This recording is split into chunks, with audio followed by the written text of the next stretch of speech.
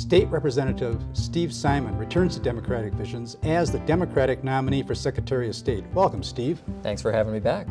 Steve grew up in St. Louis Park in Hopkins. He and Leah Simon live in Hopkins with their very young daughter and even younger son. Steve has completed his 5th term in the Minnesota legislature, representing House District 46B, and Steve seldom, if ever, misses the Hopkins Raspberry Festival Parade. His concise and articulate stands for voter rights and voter protections, for marriage equality, and for consumer fraud protection has gained widespread appreciation in Minnesota and earned him national recognition. Steve Simon is ready to take over from retiring Secretary of State Mark Ritchie. Steve, when you were here last, we talked extensively about your opposition to the photo ID constitutional amendment, and guess what? Our program was so widespread that it failed. Amazing. Yes, it's just tremendous. But what did you view as the principal problems with that proposed amendment? Well, it went way, way too far. I think Minnesota really dodged a bullet.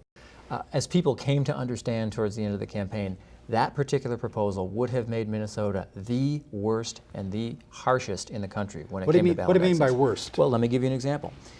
Before we put that on the ballot, it was thought that the harshest and strictest when it came to ballot access was the state of Mississippi, because the state of Mississippi not only took a hard line on freezing a lot of people out, but they actually went the extra step of putting their restriction in their state constitution. Oh, just like the Republicans wanted to do here in Minnesota?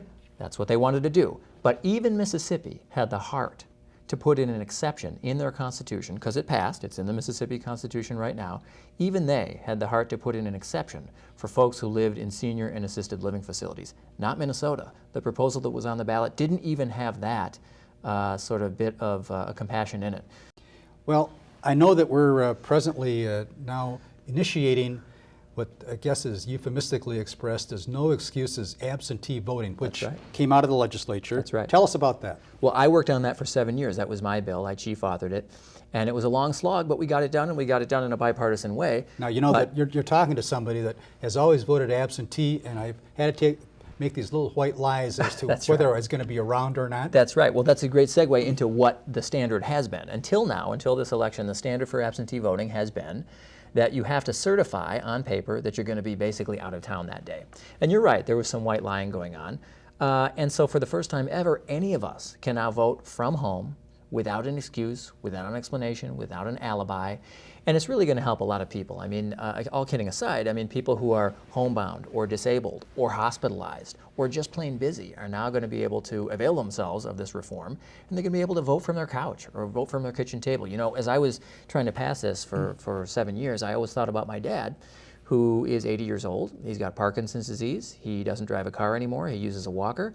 And for a guy like that, this is a godsend. And he deserves the comfort and convenience after so many years of doing right and working hard and playing by the rules. He deserves that added convenience of voting from his kitchen table if he wants to. In the modern era, I think more and more people are expecting that their government, and they have every right to expect, is going to accommodate their real lives. And this is what that does. What's been the response of the voting officials around the state? Have you heard any feedback from them? It's funny you say that. And I've been crisscrossing the state meeting with precisely those folks because they are the ones on the front lines. And what they say is they think it's going to be a net plus. They think that certainly in the medium and long run it's going to mean an uptick in participation and that people are going to enjoy it. And they all agree that there's no turning back now. You can't put the toothpaste back in the tube. Having given people of Minnesota that real empowerment to vote from their homes, it's going to be real hard to undo. Not that anyone wants to undo it, but I think people see that we've really adopted something special here. Now, I'm going to get into in just a minute what you hope to accomplish going forward when you are elected to be Secretary of State.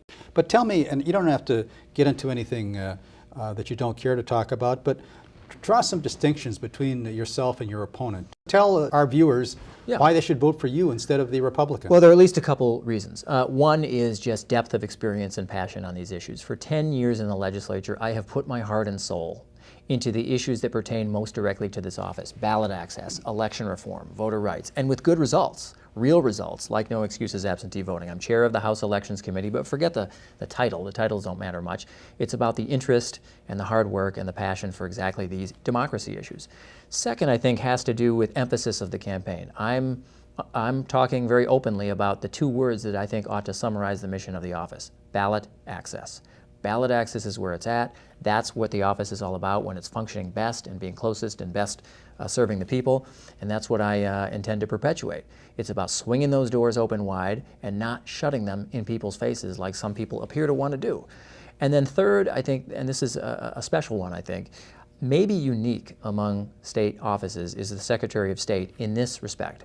People have an expectation in Minnesota, I believe, that the person who occupies that office, though he or she has a partisan affiliation and has strong views and strongly, deeply held values, that the person who holds that office in particular and maybe uniquely is not going to only be a chest-thumping, table-pounding partisan.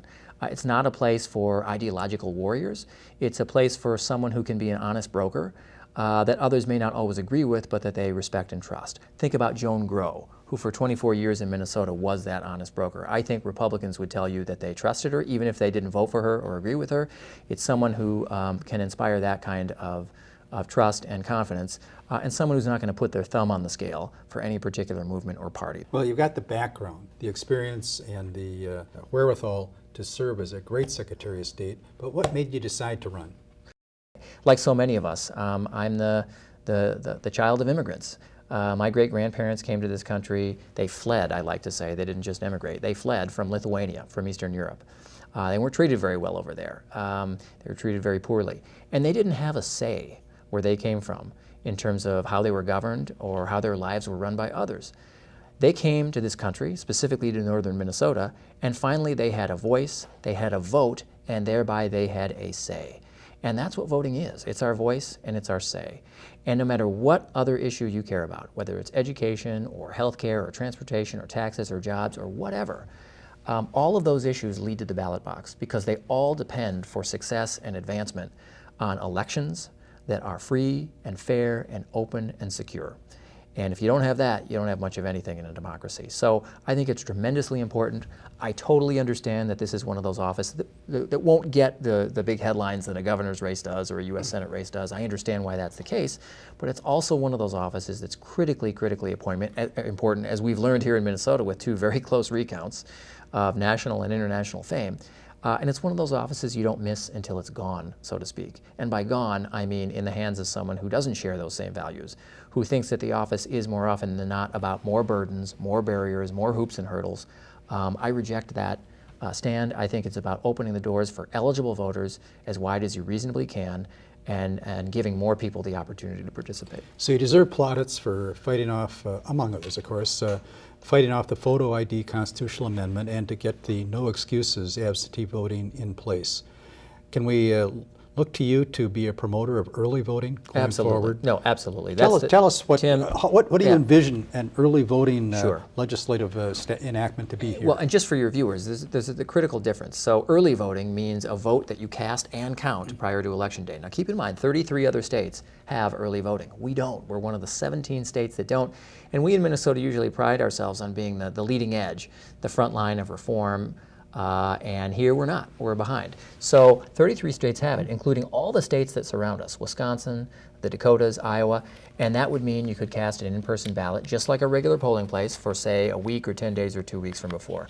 Now, I have heard some rather thoughtful response to the early voting concept. There's a lot of times when things actually develop in the very last stages of a campaign, Sure. which show the makings of the particular candidate that's Right. involved. And that's true, and I think most people will choose to vote towards the end for that reason anyway. But I would tell you this, there are certain people, certain Minnesotans, for whom that kind of consideration is really a luxury. Take our overseas Minnesotans, mostly military, but not only. It can be business people, it can be students or missionaries or diplomats, people who vote and live and are from Minnesota but who live overseas. For those folks, they need that extra time, literally, by virtue of, postal times. And I understand that to pundits or political journalists, it may not be the norm and it may not be as fun in some sense, but I believe that's outweighed in the end by giving people reasonable advance opportunity to vote in the way that makes them comfortable as long as we have security in place and integrity assured for our elections. Now, the loyal opposition gets a craw in their throat when they think about same-day registration. Right. What's going to be your position should there be any attempt to roll back same-day registration? I would passionately and vehemently oppose any attempt to Tell roll us back. why. Minnesota was one of the first states in the country to implement it in the 1970s, and we are much admired and much imitated for it. To this day, I talk to legislators and other policymakers in other states who say, boy, do we wish we had same-day registration. It's efficient, it's effective, it's empowering. It incentivizes people to vote more. They don't feel that voting is some chain link fence that they have to climb in order to participate. It's welcoming and inviting. I think it was one of the best moves that Minnesota made in terms of democracy in our 150 plus year history. It's part of the fabric of Minnesota right now. People expect it. I think you'd have a lot of really angry and frustrated people if we were to tinker with same-day registration. Steve, thanks for stopping by. Steve Simon, our next Minnesota Secretary of State. Thanks for having me.